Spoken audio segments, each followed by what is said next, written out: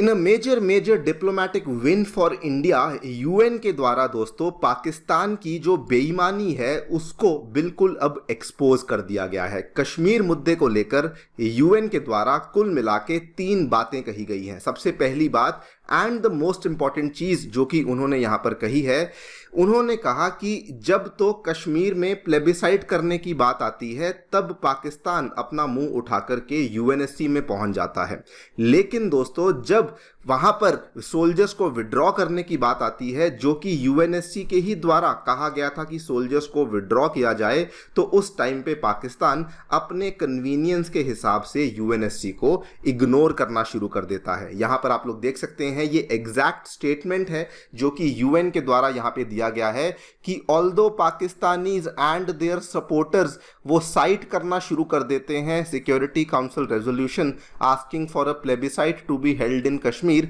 But they ignore the council's demand that Pakistan should withdraw from the occupied areas. And दूसरी और तीसरी बात जो कि यूएन ने यहां पर कही, उन्होंने कहा कि कश्मीर का मुद्दा पहले भी बायलेटरल था, आज भी बायलेटरल है, और इस चीज को जब भी पाकिस्तान इंटरनेशनलाइज करने की कोशिश करता है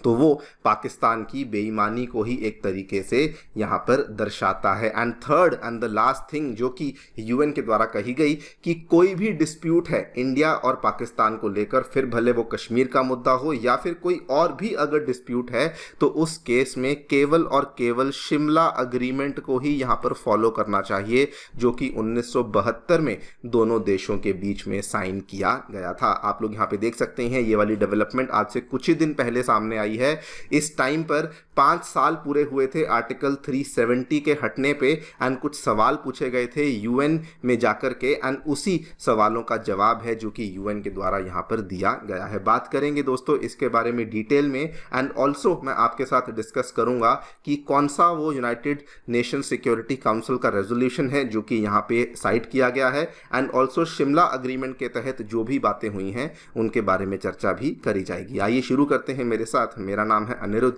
यदि आप लोग हमें फॉलो करना चाहते हैं, हमारे लेक्चर्स के अपडेट्स को प्राप्त करना चाहते हैं, तो यहाँ पर दिए गए टेलीग्राम चैनल्स के माध्यम से ऐसा कर सकते हैं। आगे बढ़ने से पहले बताना चाहूंगा कि अनअकैडमी के ऑफलाइन सेंटर्स नई दिल्ली के करोल बाग, नई दिल्ली के मुखर्जी नगर एवं उत्तर प्रदेश के प्रयागराज में आ चुके हैं। एंड इन सभी ऑफलाइन सेंटर्स में दोस्तों हम लोग आपके लिए जनरल स्टडीज कोर्सेज, साथ में ऐसे writing, CSAT classes, current affairs की कवरेज एंड साथ में टेस्ट सीरीज जैसी सेवाएं भी अवेलेबल करवा रहे हैं। अगर आपको कोई भी डाउट है या फिर आपको किसी प्रकार की मेंटरशिप की आवश्यकता है, तो आप लोग हमारे सेंटर्स को विजिट कर सकते हैं या फिर नीचे दिए गए इन फोन नंबर्स पर फोन भी कर सकते हैं। इसके अलावा दोस्तों फ्री स्टडी मटेरियल प्राप्त करने के लिए आप लोग हमारी अनअकैडमी ऐप को डाउनलोड कर सकते हैं, जिसका लिंक डिस्क्रिप्शन बॉक्स में नीचे दिया गया है। All right, so directly coming to the point, article 370 के हटने की 5 साल पूरे हुए थे, एंड इस मौके पे पैलेस्टीन के एक पत्रकार ने यूएन में जाकर के सवाल पूछा कि यूएन जो है वो इस चीज़ को लेके साइलेंट है कि पिछले 5 सालों में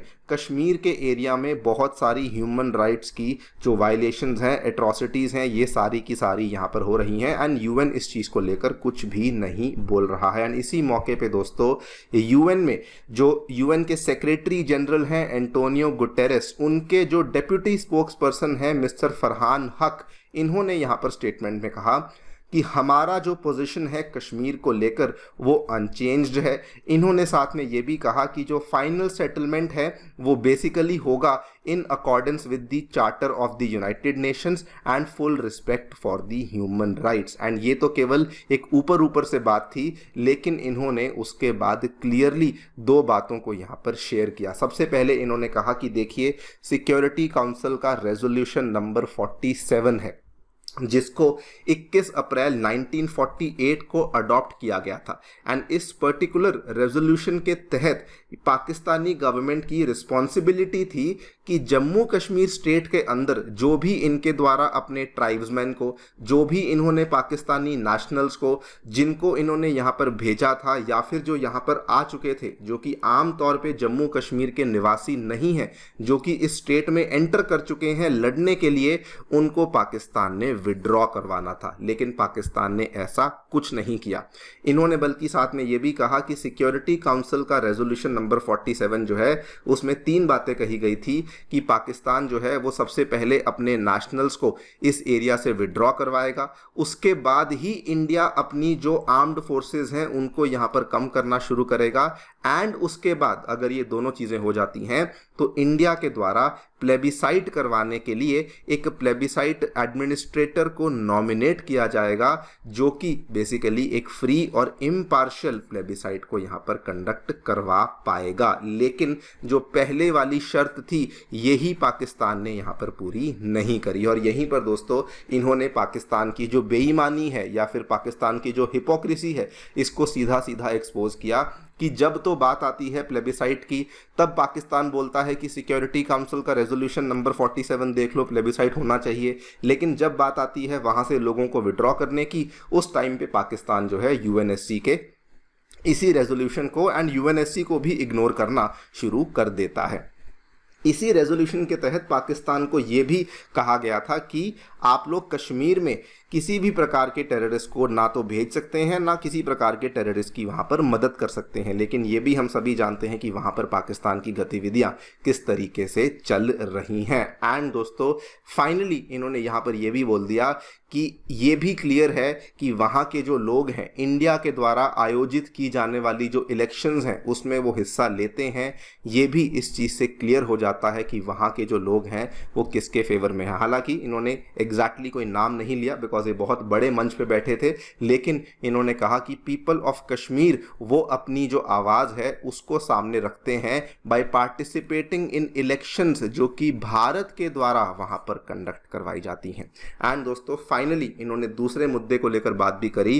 कि ये जो भी प्रॉब्लम्स जो भी डिस्प्यूट्स यहाँ पे चल रहे हैं ये केवल और केवल शिमला अग्रीमेंट के तहत ही इनको सॉल्व किया जा सकता है। The secretary general also recalls the 1972 agreement on bilateral relations between India and Pakistan. आपको याद करवा दूं शिमला अग्रीमेंट के बारे में, 1971 का जो युद्ध हुआ था इंडिया पाकिस्तान का, जिसके चलते बांग्लादेश को लिबरेशन दिलवाई थी भारत की आर्मी ने, भारत ने,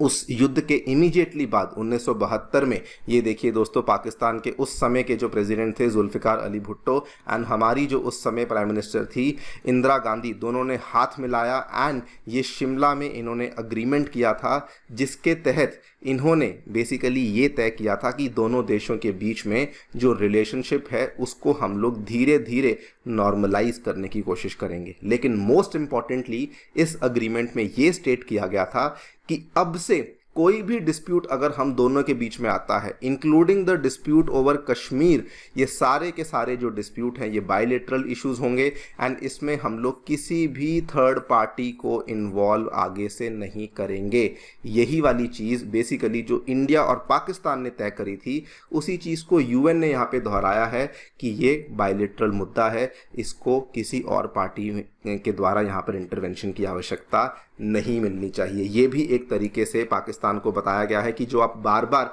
इस मुद्दे को इंटरनेशनलाइज करने की कोशिश करते रहते हैं ये बिल्कुल भी सही नहीं है। खैर देखते हैं आगे जाकर के क्या होता है। आपकी जो भी राय है हमें डेफिनेटली बताएं दोस्तों कमेंट सेक्शन में। Thank you so much for listening, stay tuned and